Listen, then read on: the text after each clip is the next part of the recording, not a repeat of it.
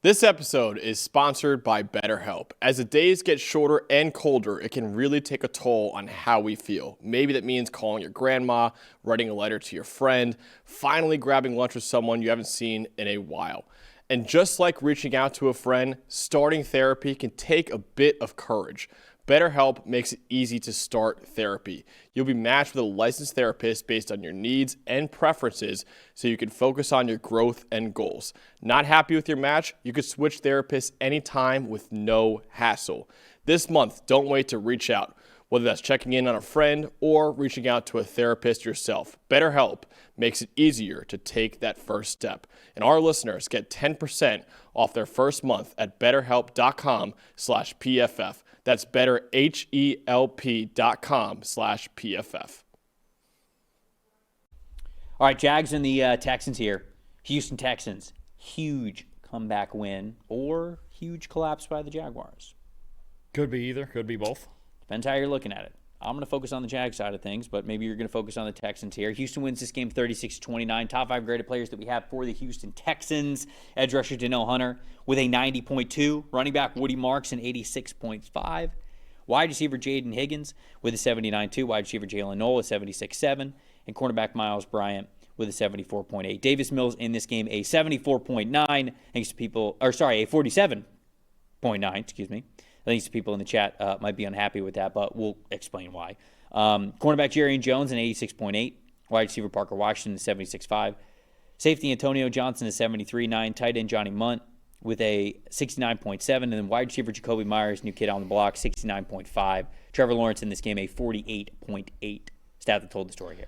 This was really about the Texans just staying the course. They had a couple early turnovers. They had the Parker Washington punt return for a touchdown, down 17-0 early, down 29-10 in the fourth quarter, right? And I think they just did a good job mentally, really, of just going, hey, just keep playing, right? Just keep playing, especially with a backup quarterback and Davis Mills in there. And look, Mills, he did struggle. It was a bit of a gunslinging kind of performance here when you talk about a guy with 3 big-time throws, but also 4 turnover-worthy plays and some misses to open guys and some throws into tight windows and things like that. I mean, credit to him. He's a darn good competitor. I'll give him that. He's just, you know what, if I'm going to go out there, I'm not going to come out here and lose by 19. Screw it. Let's let it rip, right? So I think Mills should be commended for the competitiveness that he showed and the plays that he did make in crunch time, absolutely. But this entire Texans team really just turned it around with a sense of urgency got to him in the fourth quarter, right? First 3 quarters, 61.9 offensive grade as a team, okay? They were struggling all the way around. Fourth quarter, 81.5, 3 touchdowns in that fourth quarter. Then you throw in the one at the end that I didn't know, Trev, made this the first ever 36-29 ball game in NFL history. Scoregami. Sheldon Rankins, well done. Appreciate that, too, because I had Houston's defense in fantasy. But anyway, that's what it was. They stayed the course, and 2 other things I want to point out. One, I think Nick Caley did a really good job, even when they were down multiple scores, 3 scores even in the fourth quarter, knowing how much time he had, didn't get off the run game, still allowed Woody Marks to work, still allowed Nick Chubb to work on the ground, and not just force Davis Mills to throw the football, drop back every single play, even though they're down 19, stayed within the offense, right? Nick Caley did a great job of that late in the game. And then the receivers as well. Nico Collins, Jaden Higgins, Jalen Noel. I mean, those last 2, they sure know how to make them down in Ames, Iowa, don't they?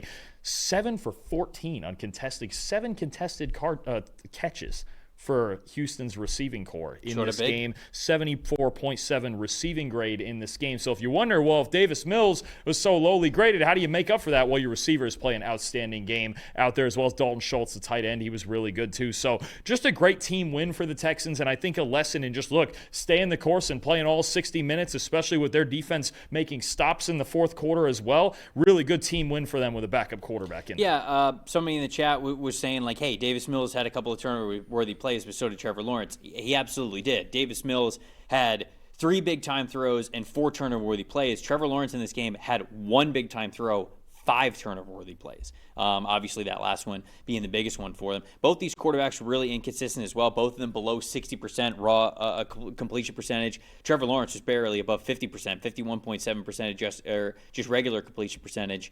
And Davis Mills was at a 58.3% completion percentage. I think the big issue for the Jags here is how they finished this game. I mean, this was historically bad for them. Like, this is something that just cannot happen. You start the game, you're up 3-0, and then you go to 10-0, and then you go to 17-0. Okay? You get a 19-point lead going into the fourth quarter. 26 unanswered points in the fourth quarter.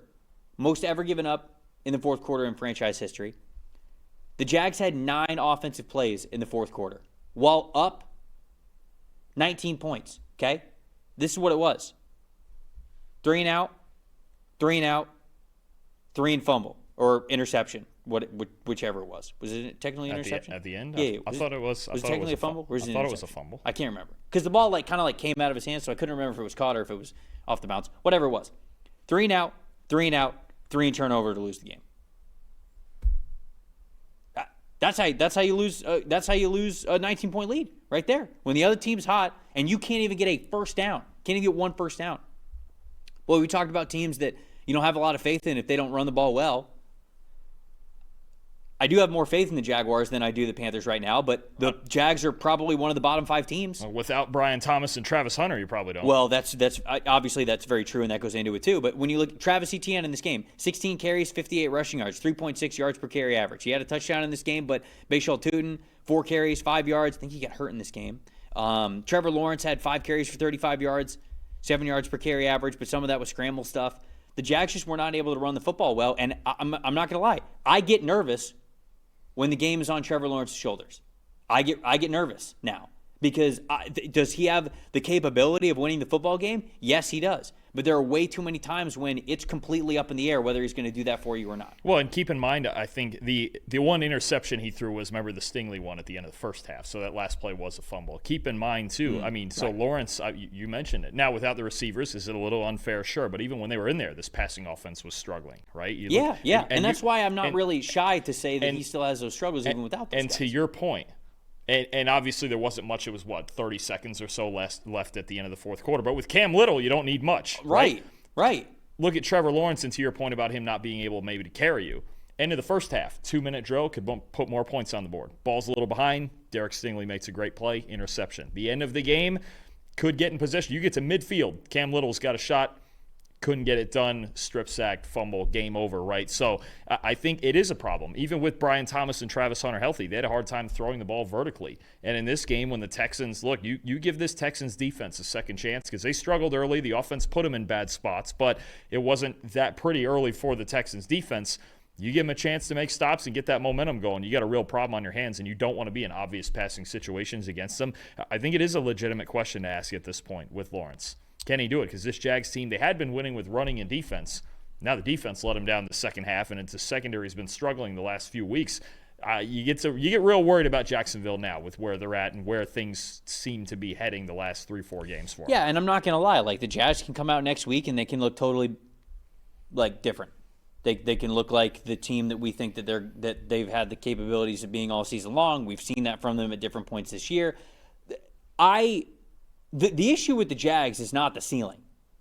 The issue is the floor every single week. That's the issue with this team. They can beat a lot of good teams in this league. They can also lose to a lot of teams in this league. And I think that's the issue. The great teams are the ones that don't not only have the highest ceiling, but as you'll often see, it's having a high floor almost means more because you will win more games if you have a high floor than it seems like if you will with a high ceiling. And I think that with the Jags, I just get way too worried about how low the floor is for them week in and week out. 36% on third down, that's okay. 2 for 4 in the red zone, sure, that's missed opportunities. It's not great. You want that to be better, but it's not the worst thing in the world. They now have 82 penalties accepted against them. That's the most in the NFL. That's a major issue. That's something that, talk about having a low floor. Being undisciplined is a really easy way to have a low floor as a football team because there's just going to be too many plays where you make a good play, it's called back for holding. Oh, you made a good reception here, it's a hands to the face by the offensive lineman. Oh, what a great defensive play here, pass interference. Officiating's sometimes tough in this league, but to have the most penalties accepted against you, it's not where you want to be. Yep. I agree with you on the most impressive, though. Danielle Hunter was awesome in this game.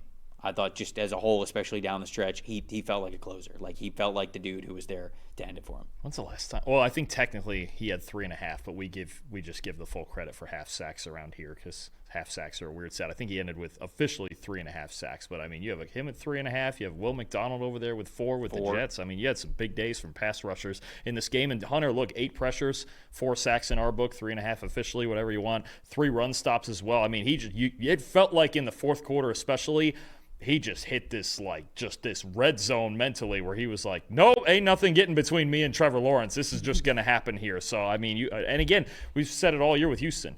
If you got to line up an obvious pass against Hunter and Will Anderson, good luck to you. I know. You ain't blocking those guys. That's just not happening. Those dudes are Danielle Hunter specifically was just absolutely on one. I'm trying to look at the pass rush win percentages from yesterday only. Where were we here? Because Anderson has sack, 19.4% pass rush win percentage. Man, Danielle Hunter was up to 31.3% pass rush win percentage. That'll do. That absolutely will do. Yeah, just 2 of the best in the NFL. Don't fall behind the Houston Texans. That's the rule right there. Recipe for disaster. There's no doubt about it.